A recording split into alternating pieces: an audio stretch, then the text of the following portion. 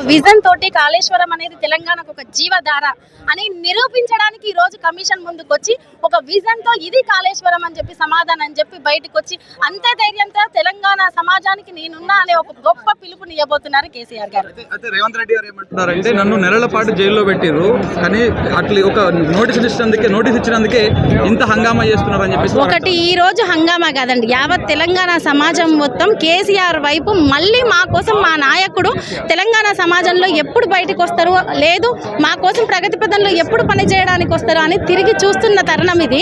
అందుకని ఎక్కడిదక్కడ నిర్బంధాలున్నా అరెస్టులున్నా ఇంతెందుకండి, భారీ గేట్లు, మీడియా మీద నిర్బంధం, మహిళల మీద నిర్బంధం, అంత భయం ఎందుకని అడుగుతున్నాం. కేసీఆర్ గారు ఒక్కసారి బయటకు వస్తే మీకు అంత భయం ఎందుకని అడుగుతున్నాం మేము. ఇంకొకటి ఏంటంటే ఈరోజు కాళేశ్వరం గురించి క్లియర్గా పవర్ పాయింట్ ప్రజెంటేషన్లో కాళేశ్వరం అంటే ఏంది అనేది నిరంతరం చెప్తూనే ఉన్నాం. అయినా కూడా జస్ట్ 3 బ్యారేజీల్లో ఒక బ్యారేజ్ అయిన మేడిగట్టులో 7 బ్లాకుల్లో 85 పియర్స్లలో 1 పియర్ 2 పియర్స్ వచ్చిన క్రాక్ను తీసుకొని ఈరోజు మొత్తం తెలంగాణకు జీవధారమై ఇప్పుడున్న కాంగ్రెస్ ప్రభుత్వంలో కూడా 20,33 ఎకరాల ఆయకట్టుకు సాగునీరు అందించింది. ఇప్పుడు కూడా నోట్స్లో ఉంది, వాళ్ళ మంత్రివర్గానికి కూడా తెలుసు. అయినప్పటికీ కూడా కాళేశ్వరం మీద కుట్ర చేస్తారు. మేము కాళేశ్వరం మీద కేసీఆర్ గారి మీద కుట్ర కాదు, ఇది తెలంగాణ సమాజం మీద, తెలంగాణ ప్రగతి మీద, సాగునీరు మీద, 1 కోటి ఎకరాల మాగాని మీద చేస్తున్న కుట్ర. ఈ కుట్రను కేసీఆర్ గారి సమాధానంతో ఈరోజు తిప్పికొడతారు. ఇక్కడ బీఆర్కే భవన్ అంతా కూడా బీఆర్ఎస్ కార్యకర్తల చేత ఈ పచ్చ కండువాల చేత బాగా నిండిపోయింది. అంటే ఇదంతా ఆర్గనైజ్ చేశారా వాళ్ళే స్వచ్ఛందంగా? ఒకటండి, ఈ రోజు కమిషన్ ముందుకు కేసీఆర్ గారు వస్తున్నారంటే స్వచ్ఛందంగా పల్లెల్లో మీరు సాధారణ జనాలను అరెస్ట్ చేసిరా లేదా అనేది మీ కాంగ్రెస్ ప్రభుత్వాన్ని అడుగుతున్నాం. మీకు ఎందుకంత భయం? కేసీఆర్ గారు చెప్పే సమాధానాన్ని వింటారు, ప్రజలు వింటారు, లేదు మీడియాలు బయటికి చెప్తాయి. మరి మీరు కుట్ర చేయకపోతే మీకు భయం ఎందుకు? ఒక నాయకుడు బయటకు వస్తే, జన ప్రభంజనం బయటకు వస్తే మీకు భయం ఎందుకని మేము అడుగుతున్నాం. ఈ సందర్భాన్ని స్వచ్ఛందంగా ఎవరికి వాళ్ళు బయటకు వచ్చి మా నాయకుడు ఏం సమాధానం చెప్తాడో, లేదంటే మీరు చేసిన కుట్రల్ని మేము ఈ రకంగా తిప్పి కొడతాము అని చెప్పేసి చాలా క్రమశిక్షణతో మీరు ఇక్కడ చూడొచ్చు.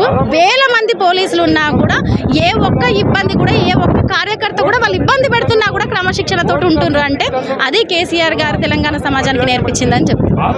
ఇంకొకటి, మీరు రేవంత్ రెడ్డి గారి కేసు అన్నారు. రాజ్యాంగబద్ధంగా రేవంత్ రెడ్డి గారి కేసు ఎటువంటి కేసు అనేది ఓటుకు నోటు కేసు అనేది ప్రతి ఒక్కరికి తెలిసిందే.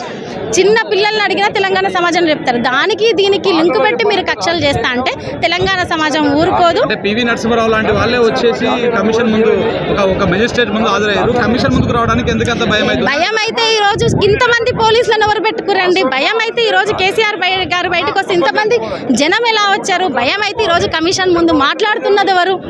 కాబట్టి మీరు మాట్లాడే మాటలు కాదు కదా, తెలంగాణ సమాజము ప్రజలు మాట్లాడుతున్న మాటలు మీరు పల్లెల్లోకి వెళ్ళి వినండి అని మేము కాంగ్రెస్ ఎలా చూస్తారు? మొత్తం విచారణ కానీ కాళేశ్వరం ఇష్యూని కానీ ఈ మొత్తం వ్యవహారాన్ని ఎలా చూస్తారు? ఒకటి, కేసీఆర్ గారి చరిత్రను, ఆనవాళ్లను, ప్రపంచంలోనే అతిపెద్ద లిఫ్ట్ ఇరిగేషన్ని అతి తక్కువ కాలంలో కంప్లీట్ చేసిన దాన్ని ఒక అసత్య ప్రచారంతో తెలంగాణ సమాజంలో అవాస్తవాన్ని రుద్దుదాం అనుకున్నాం. మిమ్మల్ని తరిమి కొట్టే విధంగా మేము ఖచ్చితంగా కేసీఆర్ గారి సమాధానం ఉంటుంది. మీరు ఎన్ని కుట్రలన్నా చేసుకోండి, నిజం అనేది నిప్పులాగా బయటకు వస్తుంది.